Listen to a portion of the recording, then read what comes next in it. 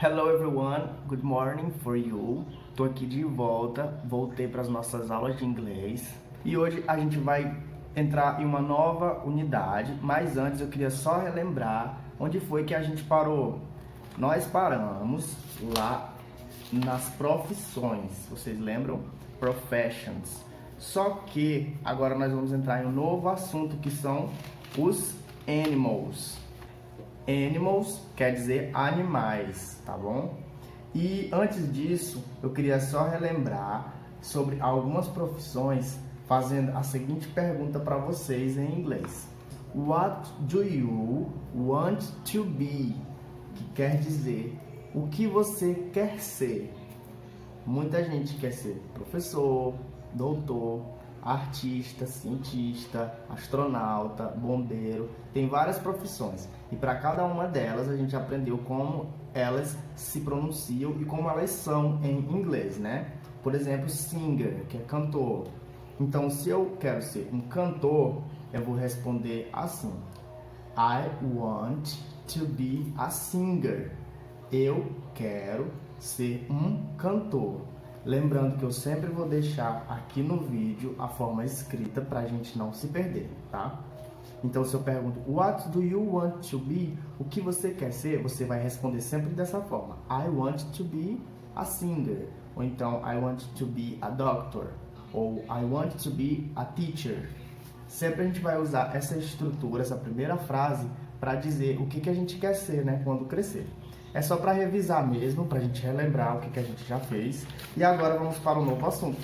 Lá na página 40, que eu estou acompanhando aqui, tá, pelo livro, nós vamos ter uma lista com alguns nomes de animais. Alguns animais, tá? Então, pessoal, a gente vai ver alguns animais selvagens. Wild animals. Aqui nós temos 8 animais selvagens. O primeiro deles é um bem grande que está aí na folha. O primeiro de todos, que é o elefante. E se parece muito, a pronúncia em inglês parece muito com em português. Só tem uma diferençazinha, fica elephant. Bem mais suave o final, elephant. Mas a escrita também lembra muito a palavra elefante, em português, elephant. Já em inglês, nós temos para leão a palavra lion.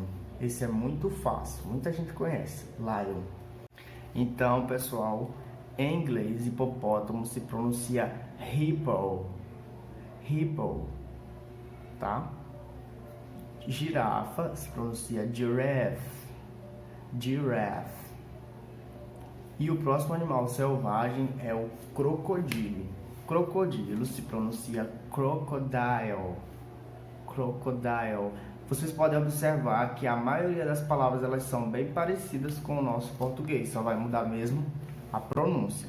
Primeiro a gente aprende o vocabulário, depois a gente aprende como escrever essas palavras, tá? E como responder atividades que tem essas palavras juntas. Muito bem. Esse próximo aí é muito fácil, acho que todo mundo sabe por causa do Batman, tá? Que é o morcego. Só que tem uma diferençazinha, a gente não pronuncia o T. Fica só bé. É como se fosse só o B e o A. E o A vai ter som de E. Então fica só bé. Tá bom? Tá sempre aqui na tela para vocês. Nós vamos ter o bicho preguiça, que é sloth. Sloth, em inglês, quer dizer bicho preguiça. E por último, nós temos o macaco. Macaco se pronuncia monkey. Tá bom? Monkey. Só mais uma vez. Muito bem, agora que a gente já aprendeu, já sabe os nomes dos animais selvagens, de alguns deles, nós vamos responder aquela atividadezinha que fica lá no final do livro. Então eu queria pedir que vocês colocassem lá na página 17 para a gente poder responder algumas questões, tá? Para ver se todo mundo aprendeu o nome desses animais. A primeira questão, eu quero que vocês, lá na página 17, escrevam, de acordo com a foto, com a imagenzinha do animal, eu quero que vocês escrevam o nome desse animal em inglês abaixo, tá? Vamos praticar logo a escrita para ver se a gente conseguiu aprender tanto na fala, na pronúncia, quanto na escrita, tá bom? Isso é na página 17, onde tem dizendo assim, primeira questão, write. Write quer dizer escreva. E aí você vai escrever os nomes dos animais, tá bom? Já na página 18 nós vamos ter um exercício de gramática. E esse exercício é para a gente relembrar alguns elementos muito importantes de uma frase. E nós vamos usar como exemplo os nomes dos animais que a gente já aprendeu, tá bom? Quando o animal tem, ou então uma pessoa, quando a gente vai se referir a algo dizendo que tem, nós vamos usar o has. Quando não tem, a gente já falou sobre isso, a gente vai usar doesn't have, que é a forma negativa de dizer que não tem, em inglês, tá bom? Então, pessoal, na atividade da página 18, a gente vai precisar de muita atenção. Então, se você sentir dificuldade, achar que está difícil, pode pedir ajuda, tá? Para qualquer pessoa que puder lhe ajudar aí de casa ou então para mim mesmo. Porque ela vai ter frases um pouco grandes, tá? Em inglês, só que elas são palavras muito simples que a gente já conhece. Por exemplo, a primeira frase diz assim: A lion has big feet. Lembra que lion é leão, has é tem. Ou seja, o leão tem, big quer dizer grande, e feet é isso aqui, dente. Então, o leão tem dentes grandes e nós vamos ter abaixo a giraffe, does have, ou seja, não tem, two legs. Se eu digo que ela não tem two são duas, legs são pernas. Então, eu estou dizendo que a girafa não tem duas pernas. Então, ela tem quantas pernas? A girafa? 4.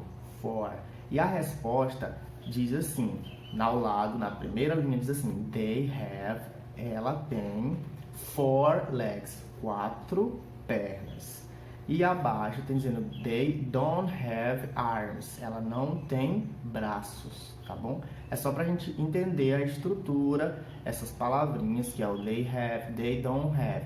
Have é ter, don't have é não ter, tá? Então a primeira questão você vai, lá onde diz circle, circule, você vai responder usando se tem ou se não tem.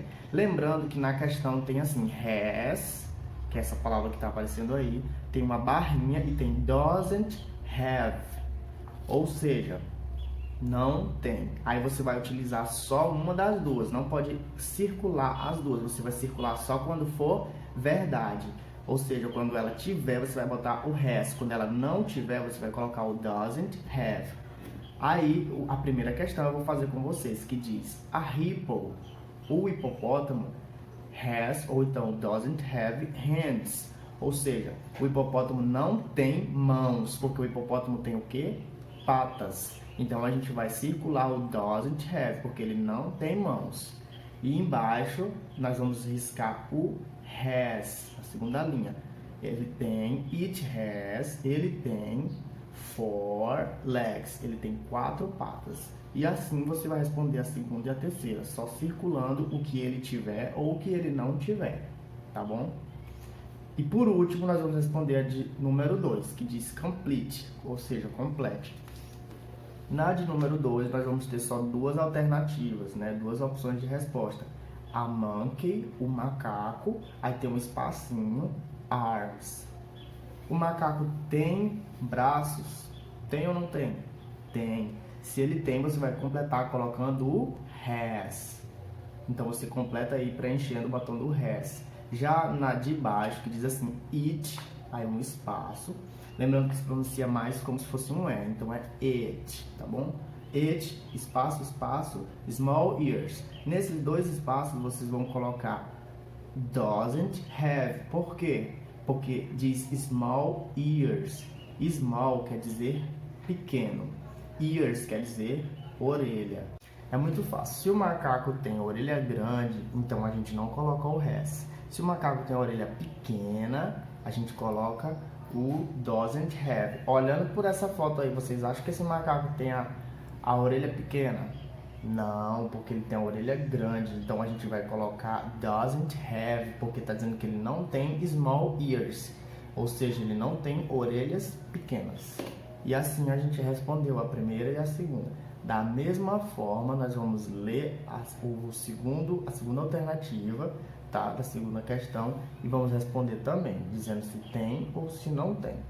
É só ler as palavrinhas que estão aparecendo, traduzir, ou seja, a maioria a gente já conhece, então a gente vai ler, vai lembrar o que significa e vai tentar responder, tá bom? Lembrando que qualquer dúvida, né, como eu sempre falo, é só me mandar mensagem que eu vou estar aqui para ajudar vocês. Pode mandar um áudio, pode mandar no grupo, podem ficar à vontade.